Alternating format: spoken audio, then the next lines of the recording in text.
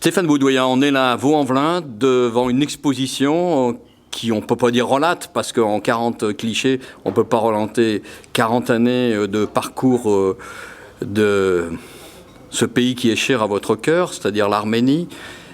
Comment est-ce que ça a débuté tout ça ? Par l'absolue nécessité d'aller voir comment ça se passait encore aujourd'hui, parce que vous avez dit l'Arménie, ça n'est pas précis. L'Arménie n'est pas cette région-là. Ça, c'est l'Arménie historique. Nous sommes là en Turquie. Nous sommes seulement en Turquie, mais toutes ces terres sont arméniennes historiquement, par les monuments, les églises, et maintenant, on le sait, par les gens qui s'y trouvent.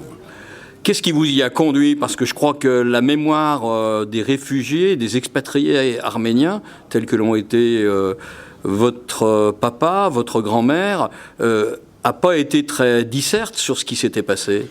Non, comme souvent, les gens qui ont le plus souffert sont peu bavards, et il a fallu aller chercher les informations ailleurs. Ça venait pas d'eux, et on en a trouvé, on en trouve encore aujourd'hui des informations les concernant, et c'est d'avoir compris tout ça que ça m'a donné, mais pas seulement à moi, envie d'aller sur leur terre, sur leurs pas, et marcher dans les lieux où ils ont vécu. Et qu'est-ce que ça fait du bien d'aller faire cela ? Tout ça, ça a démarré par un voyage de votre père qui lui est retourné chez lui. Une fois qu'il a pris sa retraite, s'est dit je vais y retourner. Absolument. Et il a pris le bus et il est allé jusque dans son village. Et là, il a reconnu la maison, les lieux, et il a été content de le faire. Il nous a donné envie très fortement.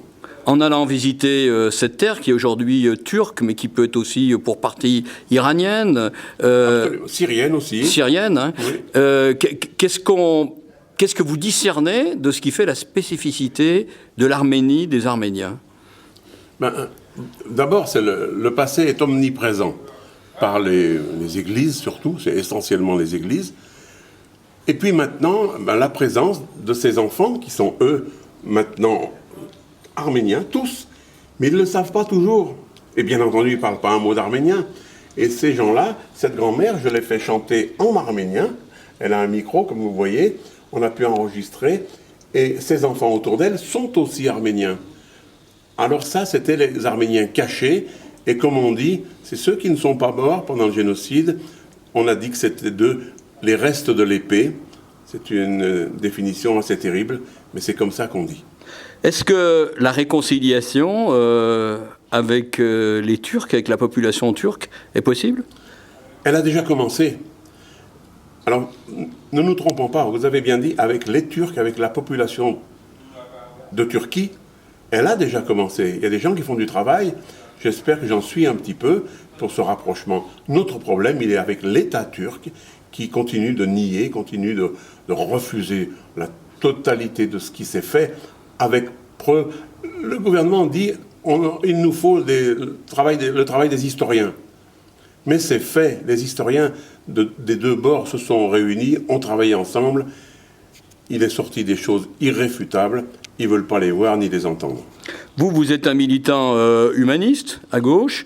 Quand on voit aujourd'hui qu'un siècle après ce génocide, le premier ici en Europe au XXe siècle, des Arméniens et aussi des Assyro-Chaldéens, se reproduit de la même façon avec Daesh et sur les mêmes terres. Est-ce que ça vous donne confiance en l'homme ?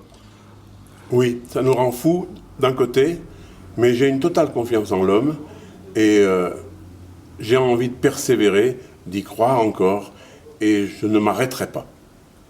Ultime question. On l'a dit déjà pour tous ceux qui sont revenus de la Shoah, les quelques rescapés, comment est-ce que la mémoire, elle se transmet ? Vous, la mémoire de votre papa s'est transmise avec difficulté. Est-ce que vous avez pu transmettre à vos enfants, à vos petits-enfants ? Moi, j'ai une fille qui en a fait son métier, qui a vécu 9 ans à Damas, en Syrie, qui a fait une thèse de doctorat sur ce domaine-là, sur l'Arménie, sur le monde arabe. Elle a enseigné l'arabe et l'islam, donc on baigne dedans. Elle a un fils, c'est un petit peu plus difficile avec lui, mais c'est la génération d'aujourd'hui, c'est un adolescent, on verra plus tard.